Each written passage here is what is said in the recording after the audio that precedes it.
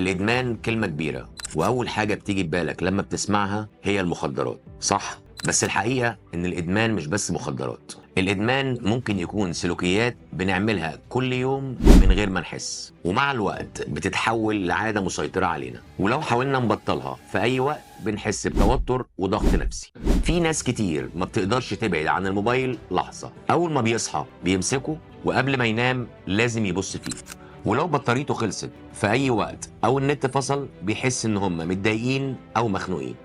ده مش مجرد حب للموبايل، ده ممكن يكون إدمان للموبايل.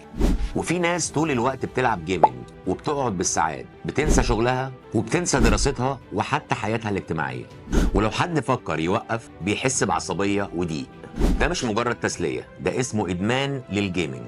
وفي اللي مش قادر يعيش من غير القهوة أو السجاير، مش بس علشان بيحبهم، لكن لو ما خدش الجرعة اليومية بيحس بصداع وتعب وعصبية شديدة، وده معناه إنه بقى معتمد عليهم نفسيا وجسديا. وكمان موجود إدمانات خطيرة جدا زي إدمان القمار وإدمان الأكل وإدمان الشوبينج. كل دي سلوكيات لو خرجت عن السيطرة بتدمر حياتك، زيها زي أي نوع من أنواع الإدمان الكيميائي. طيب ازاي تعرف انك عندك ادمان سلوكي؟